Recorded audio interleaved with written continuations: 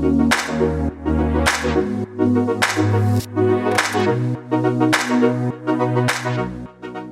to our Geneva chat. We're going to go for our favourite 6 cars, or the cars that we think are most significant to Geneva 2017, by playing a game called Guess the Press!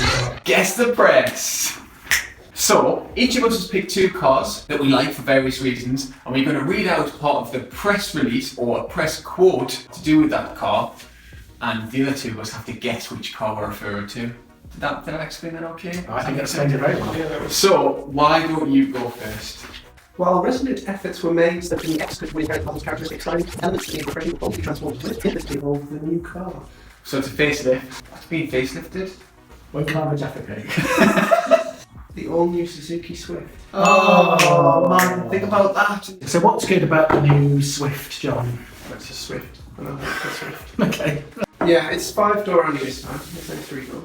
111 horsepower booster jet. Will there be a sport? Yeah. It's a 1.5 in the Swift Sport, wasn't it, the other one, but that was a normal engine. Yeah. I hate the word normally aspirated, so I'm not going to change it. Say it. What I'm going to say is non-turbocharged. Yeah. But Or yeah, naturally aspirated. there will be a Swift Sport, but they haven't. The old Swift Sport's great because it's like an old-fashioned 1990s style. Well, it wasn't particularly fast, was it? But it was fun and enjoyable to Yeah. drive. So there'll be another one of those, but no details about that. Okay, cool. Alright, that's car number 1. It's back to claim its position in the sports car segment with only one promise: driving pleasure. Children. Stop being stupid and guess the car. Is it the Alpine one? It is.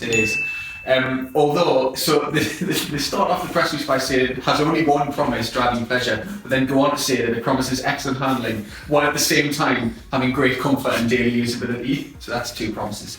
This is supposed to be a post-box survival. So how much is it? Well, that's the thing. So it's going to cost €59,000, £50,000 for a 2-seater Renault, 252 horsepower, and it's got a dual clutch automatic. Is this But check this out: 0 to 60, 4.5 seconds. Is it just going to be £50,000 what basically is like quite a posh Renault Clio, Renault Sport Clio? That's the problem, isn't it? And the interior, it looks nice, but it looks like it might be a bit cheap. A Boxster doesn't feel in the slightest bit cheap. No, it doesn't. Well, probably one of the cars I'm most looking forward to driving. Yes. Is that Alpine A110. Definitely. I hope it's good. Yeah. But like the GT86 is a car that loads of people, like motor journalists, said to Toyota, you should make this. Then they made it, and then no one bought it. Yeah. It's almost like I'm getting all And we all go, oh, it's great, would you buy one? Oh, no, I don't buy one. Of course, Box today, I'll have one of those. Enthusiasts, trendsetters, connoisseurs, or customers who have desire for refined comfort and luxury will find it in this vehicle. Connoisseurs. Is it a Rover 75? If only it was. Good joke. Or car jokes there. I-Pace. No. Is it XC60? Oh, is it? Go on then, you said. DS7. Yeah. It's That's what I was gonna DS7 crossback, that's a key, Yeah. keyword, Yeah. DS7 crossback. What's that? Well, they did the DS4 crossback, don't they? Which is the top of the range DS4, which is kind of like an SUV, but not, as in it's a DS4 with some cladding on it. And it doesn't ride quite as well as the DS4, amazingly. So the DS7 is going to be like an SUV. This will be the first proper DS car from DS since it split from Citroën. Yes. Not split, but became the same brand. Yeah. I kind of like DS as a brand. I kind of like if you read the DS brochures, it's really kind of the brand, makes a lot of sense, it's quite nice, I can see what they're trying to do with it.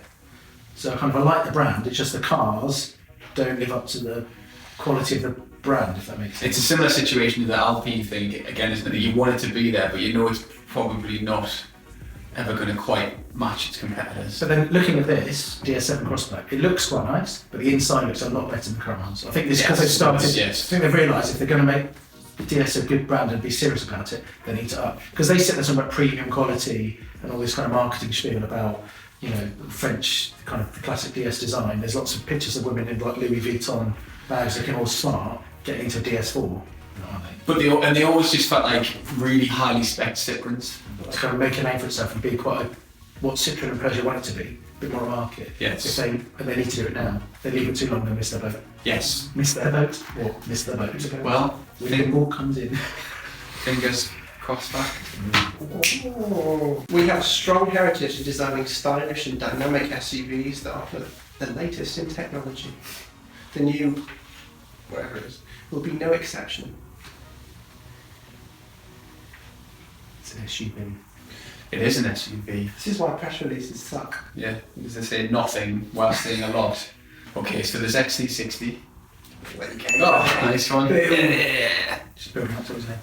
Yeah. Okay. Why do this- I like that? I'm very excited about this car. Well, yeah, because we really like, everybody in the office So really that's- likes it, C90. Yeah. And it's like that, but you can actually afford it. What's the starting price of this going to be? do you know? Well, it doesn't say. We don't know yet, but we think probably about 30. John, if it does start at 30 grand, that puts it like alongside F-Pace. Yeah.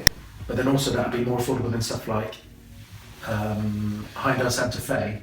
And amazingly now, Santa Fe and the Kia Sorento, although they are bigger and 7 seats and a bit more practical than you say the F-Pace and the XC60, are around that price now, because it shows how much the cost has gone up for those vehicles. But that F-Pace isn't. It's not brilliant, is it? With that engine, engine. with that 20V engine, Yeah. no, it's not very good. The interior of the XC90 is phenomenal. Well, the interior of the that's- XC60 is going to be exactly the same. Yeah, isn't it? it's the same layout, the Yeah. same big sensors, touch screen, Yeah. and But there have been problems with the XC90, and their software problems. Yes. you get the same engines in the XC60. You'll be able to get T8. I think that 2 litre D they do is one of the best 2 litre diesels around. I said, apart from maybe the 220 in the Merc, that 2 litre diesel's so quiet, there's so much power, it's so good in that S90 V90, whatever you call it. That's the D5, isn't it, in that car?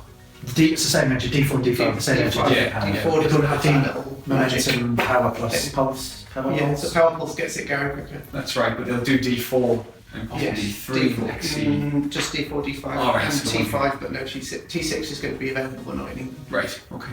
The form of the dominant proud grille is emphasised by slender, full LED headlights, which deliver an emphatic, slimline visual signature. Nice. Any car made in 2016. Yeah, exactly. You didn't say Thor's hammer either when doing the XC60, which was a missed opportunity. You know that thing where they say, like, if you put enough monkeys in a room, they'll write Shakespeare. The typewriter thing, yeah. They just wrote that. That new Mercedes. He just said that. No, you didn't. He said, is it the AMG? I thought you said MG, Yeah. like off of Birmingham. Is it AMG? Why would I say, is it AMG? You've been talking to me for a number of years now, John. You know what my accent Is is. it? It's called AMG. Is it AMG? No, I thought you said the MG. Mark, can you do a road test on this? As a car coming up to you, it's AMG. It's AMG. It's AMG 3. 1.2. It's only the car the Ford Fiesta could have been. So it's not that then. It's for law. It is. Yeah, but also that's like an X sort of 6. Sort of, it's in between, isn't it, I think? It's not, I don't think it's as big as the X6. It's, But basically it's like a coupe version of like a Range Rover Sport, isn't it? it goes, yeah, so it's between the Evoque and Sport, right, in pricing It's space. like, well, they're all expensive. I think it starts at 50,000, that's what they're reckoning. Okay, that is expensive. I thought it was going to be a bit less than that. No, it's a lot, isn't it? But they'll only have all the big engines in, won't it? Yes. Like the 3 litre TEV6 and SCV6, and then there'll be some kind of supercharged, and then Yeah. maybe an SVR version. Yes. 6 million horsepower. It's very futuristic, isn't it? It's got touch-sensitive screens instead of buttons on the steering wheel. Oh, is it? Is that on it? But and this is so is that on the production car? Was that Yeah. the concept? Yeah. Because I know Mercedes E-Class, not because I'm like that. That has touch on the thing, doesn't it? Instead of Yes. it's just haptic feedback, but there's not actually buttons. It's touch. Yeah, On that's that the same car. thing. That's what I was video car 2016. I voted for that. I'm your car of the year. Did you?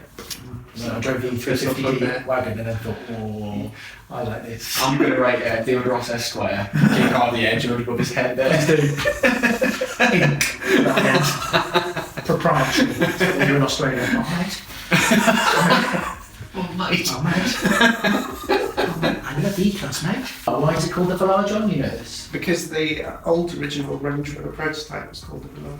The original prototype for the original Range Rover. Yes. Was it back in the 70s? Wow, did not know that. Although it was probably the late 60s, wasn't it? Because the Range Rover was 1970, wasn't it, the first one? So, okay. 70, 71. I don't know. I wasn't Keith. born in some ways. I think the interesting about the Velar is that it's taken them this long to kind of, well, not saying this long, but you think they'd have done this quite a while ago, didn't you, Range Rover? Capitalise on the brand image.